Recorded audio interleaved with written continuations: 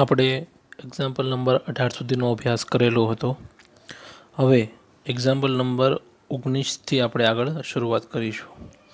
આપણે આદેશની રીતનો અભ્યાસ કરી રહ્યા હતા કે આદેશની રીતની અંદર સપોઝ કરવાના એક્ઝામ્પલ હતા કે એવું તો આપણે શું સપોઝ કરીએ કે આપણો એક્ઝામ્પલ સરળતાથી થઈ શકે અથવા તો આપણું એક્ઝામ્પલ ફોર્મ્યુલાની નજીક જઈ શકે. તો આપણે જે સપોઝ કરતા હતા એના બે આધારિત હતા. એક તો આપણો એક્ઝામ્પલ ફોર્મ્યુલાની નજીક પહોંચતો હતો અને બીજો આધાર એ હતો કે આપણને કંઈક ને કંઈક એનું વિકલન મળતું હતું. સમજી લો કે કંઈ આપણે સપોઝ કરીએ છીએ તો આ ટાઈપનો એક્ઝામ્પલ હોય કે 1+x², તો અહીંયા 2x આપેલું હોય dx, તો અહીંયા હું 1+x² ને સપોઝ કરી નાખું તો એનું વિકલન ઉપર આપણને 2x મળે છે. તો ઇઝીલી મારો એક્ઝામ્પલ થઈ જશે. તો 1+x² = t સપોઝ કરી લઈશ તો એનું વિકલન થશે 2x dx = dt. તો અહીંયા હું 2x dx = હું શું લખી શકીશ? dt લખી શકીશ. અને 1+x² હું શું લખી શકીશ? t. એટલે અલ્ટિમેટલી આપણો એક્ઝામ્પલ ક્યાં પહોંચી ગયો? ફોર્મ્યુલાની નજીક જ પહોંચી ગયો. તો આપણે એ રીતનું સપોઝ કરતા હતા. તો ઘણા એક્ઝામ્પલની અંદર આપણે બનાવવું પણ પડે કે એવું જરૂરી નથી કે આપણે જે સપોઝ કરીએ અને એનું વિકલન આપણને આપેલું જ હોય.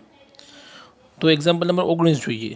તો એક્ઝામ્પલ નંબર 19ની અંદર આપણને આપેલું છે e2x - 1/e2x + 1. તો આ એક્ઝામ્પલની અંદર આપણને કોઈનું વિકલન કોઈ જગ્યાએ આપેલું નથી. e2x + 1નું વિકલન કરવામાં આવે તો e2x + 1નું વિકલન થશે e2x × 2. બરાબર. તો આપણે બંનેને સેપરેટ કરવા પડે ત્યારે આનું વિકલન આ થઈ શકે. તો એક્ઝામ્પલ અઘરો ત્યારે બને કે જ્યારે 1/e2x + 1 બને. બરાબર. તો આપણે એક કામ કરીએ છીએ કે હું e2x + 1 અને e2x + 1 બંનેમાંથી હું e2x કોમન કાઢી લઉં છું. બરાબર. તો e2x કોમન કાઢી લઈશ તો અહીંયા e2x જ વધશે અને અહીંયા 1ની જગ્યાએ શું વધશે? તો અહીંયા કંઈ પણ છે નહીં.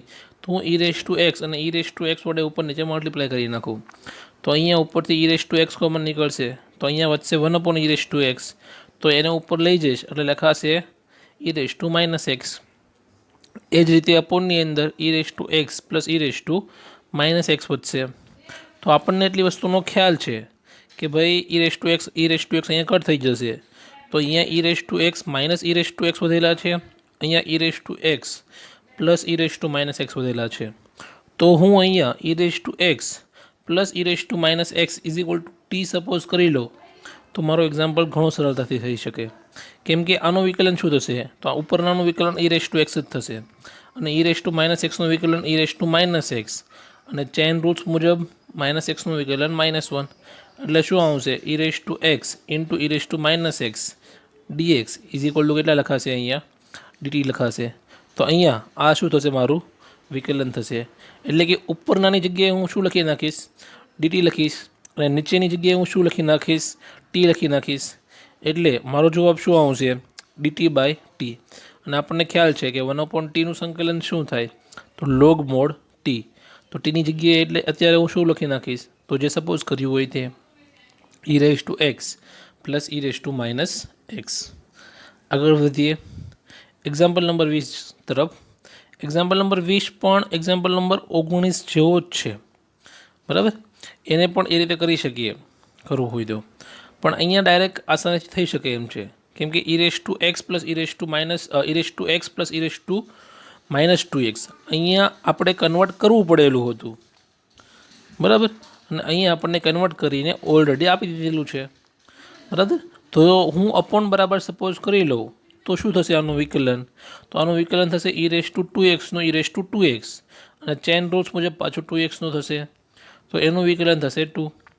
એ જ રીતે e−2x નું વિકલન થશે e−2x અને ચેઇન રૂલ્સ મુજબ પાછું એનું વિકલન થશે તો એ થશે -2.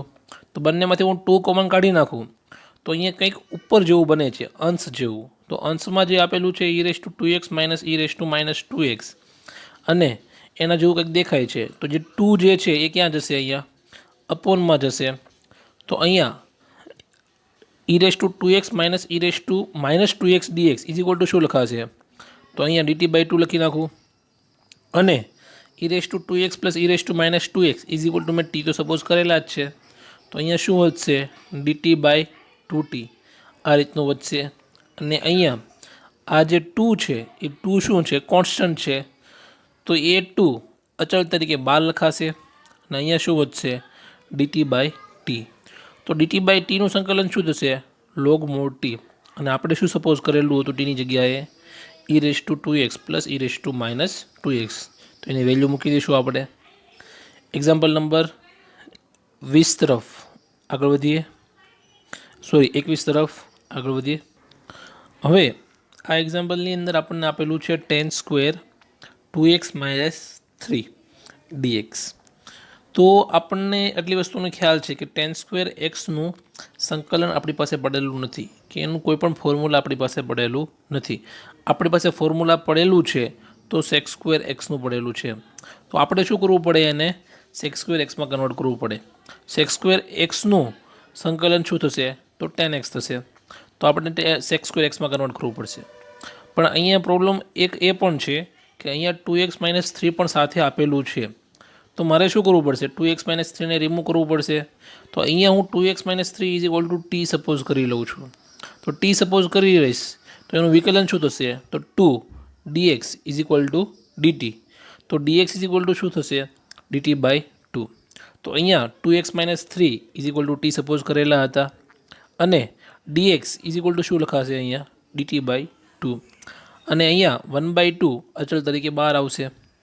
હવે શું વધ્યું tan² t અને dt વધ્યું, તો tan² t નું સંકલન આપણી પાસે છે નહીં, તો હું એને sec² t માં કન્વર્ટ કરીશ. તો ફોર્મ્યુલા મુજબ sec² t - tan² t is equal two 1, તો sec² t - tan² t is equal two 1 છે, તો tan² t ઇઝ ઇક્વલ ટુની આ સાઈડ જશે તો શું વધશે sec² t - 1 આ રીતનું વધશે અહીંયા. તો sec² t નું સંકલન શું થશે અહીંયા tan t થશે, અને 1 નું સંકલન શું થશે t થશે.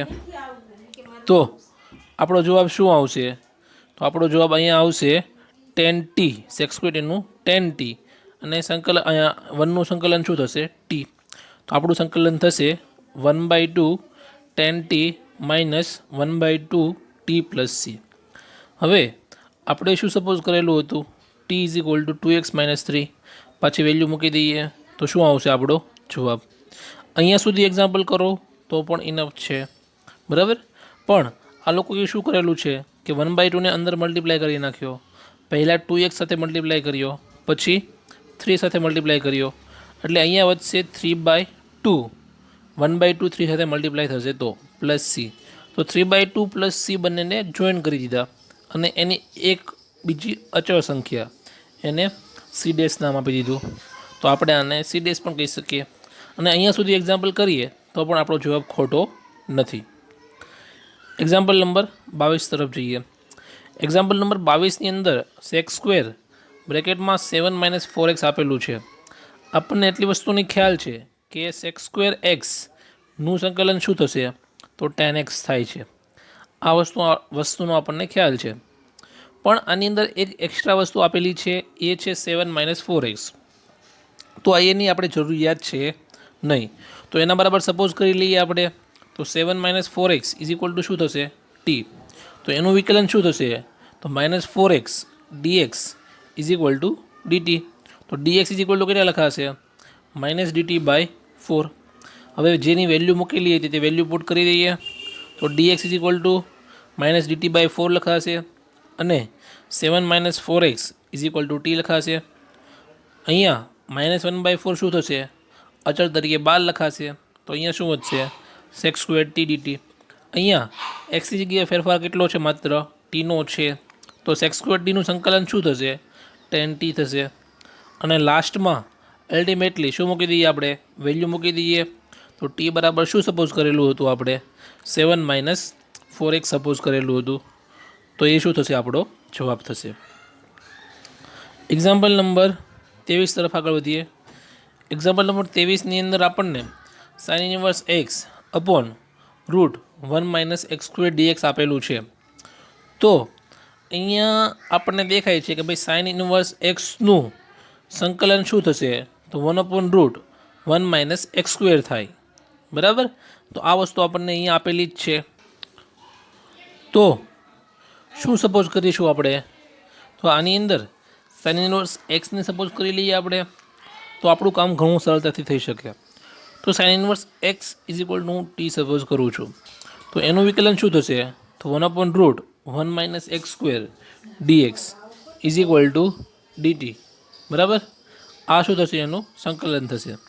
તો આપણને ખ્યાલ છે કે આટલી વસ્તુ 1/√1 - x² dx is equal two શું આવી ગયું? dt આવી ગયું. તો એની જગ્યાએ હું dt લખી નાખું, અને sine inverse x is equal two મેં શું સપોઝ કરેલું હતું? ટી. તો એની જગ્યાએ ટી લખી નાખું. હવે આપણને ખ્યાલ છે કે ટીનું સંકલન શું થશે? તો t²/2, અને ટીની જગ્યાએ કેટલી વેલ્યુ મૂકી દઈએ આપણે? જે સપોઝ કરેલું હતું તે સાઇન ઇનવર્સ એક્સ, એટલે શું આવશે? આપણો જવાબ આવશે. એક્ઝામ્પલ નંબર 24 તરફ જઈએ. એક્ઝામ્પલ નંબર 24ની અંદર આપણને આપેલું છે 2 cos x - 3 sin x upon 6 cos x + 4 sin x. હવે અહીંયા જો અપોન બરાબર સપોઝ કરું તો અપોનનું શું થશે? તો આનું વિકલન થશે 6 cos x નું થશે -sin x, અને 4 sin x નું થશે cos x. પણ એની અંદરથી હું 2 કોમન કાઢું એટલે એ શું બનશે? ઉપરનો અંશ બની જાય છે. એટલે ઇઝીલી અહીંયા શું કરેલું છે કે અપોનમાંથી મેં 2 કોમન કાઢી લીધા. બરાબર.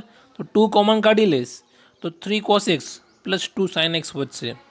તો હું એના બરાબર ટી સપોઝ કરી લઉં છું. તો હું ટી સપોઝ કરીશ તો મને શું મળશે? એનું વિકલન કરવામાં આવશે તો અંશ મળી જશે. તો મારું કામ ઘણું આરામથી થઈ શકે. બરાબર. તો આનું વિકલન શું થશે? 2 sin x નું cos x અને cos x નું -sin x dx is equal two dt. તો આના બરાબર હું શું લખી નાખું? dt લખી નાખું. એટલે કે અહીંયા જે આખો અંશ છે, અંશ બરાબર શું લખાશે? dt લખાશે. અને છેદ બરાબર શું લખાશે? તો એની અંદરથી 2 કાઢી નાખેલા છે, તો એની જગ્યાએ ટી લખાશે. તો આપણો જવાબ શું આવશે? સંકલનની અંદર dt/t. તો આનું સંકલન શું થશે? તો આપણને ખ્યાલ છે કે 1/t નું સંકલન થાય log mod t. બરાબર. એના માટે આપણને બધા જ ફોર્મ્યુલા યાદ હોવા જોઈએ. અને ટીની જગ્યાએ આપણે શું સપોઝ કરેલું હતું? તો 2 sin x + 3 cos x. તો એની વેલ્યુ મૂકી દઈએ એટલે શું આવશે? આપણો જવાબ આવશે. એક્ઝામ્પલ નંબર 25 તરફ જોઈએ. હવે આપણે વાત થઈ તે મુજબ હરેક એક્ઝામ્પલની અંદર અલગ અલગ દિમાગ ચલાવવું પડશે. બરાબર. એવું જરૂરી નથી કે એક જ દિમાગથી આપણા બધા એક્ઝામ્પલ થઈ જાય. એના માટે આપણું બેઝિક પણ ક્લિયર હોવું જરૂરી છે. જો બેઝિક ક્લિયર નહીં હોય તો સંકલનની અંદર કંઈ જ ખબર પડશે નહીં. હવે અહીંયા આપણને આપેલું છે સંકલનની અંદર 1/cos² x * 1 - tan x એનો હોલ સ્ક્વેર.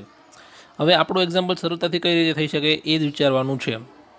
તો એક કામ કરીએ, અહીંયા cos² x આપેલા જે છે એને હું ઉપર લઈ લઉં, એટલે અહીંયા થઈ જશે sec² x એ થશે. તો અપોનની અંદર આપેલા છે 1 - tan x એનો હોલ સ્ક્વેર. તો આટલી વાત મને ખબર છે કે tan x નું સંકલન કરવામાં આવે, વિકલન કરવામાં આવે તો એ શું થશે? sec² x થાય. તો 1 - tan x is equal two suppose કરી લઉં છું. તો 1 - tan x is equal two suppose કરવામાં આવશે તો એનું વિકલન થશે -sec² x dx is equal two dt. તો sec² x dx is equal two કેટલા લખાશે? -dt. તો અહીંયા sec² x dx is equal two -dt કિંમત મૂકી દઈએ, અને 1 - tan x ની જગ્યાએ t મૂકી દઈએ તો શું લખાશે? 1/t² એ લખાશે. આગળ વધીએ. 1/t² છે તો આપણને ખ્યાલ છે કે આનું સંકલન કઈ રીતે કરશું? તો xની n ઘાતના રૂલ્સ મુજબ xn dx હોય તો એનું સંકલન શું થશે? તો xn + 1/n + 1 આ થશે. તો અહીંયા t² છે તો આ સ્ક્વેર ઉપર જશે તો શું લખાશે? તો t⁻² લખાશે. તો t⁻² હોય તો એનું સંકલન શું થશે?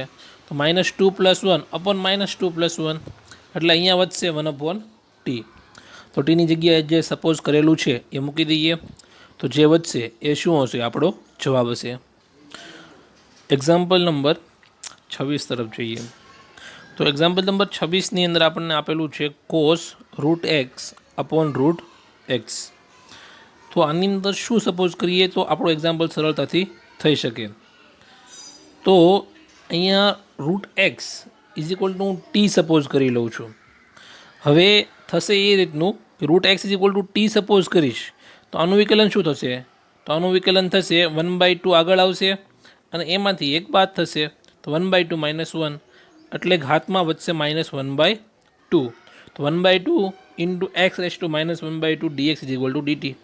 તો એક ઘાત નીચે આવશે તો 1/√x આ રીતનું વધશે. અને અહીંયા જે 2 આપેલા છે એ 2ને હું ક્યાં જતા મોકલી દઉં ઇઝ ઇક્વલ ટુની પહેલી સાઈડ.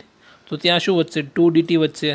તો અહીંયા વધશે 1/√x dx is equal two 2 dt.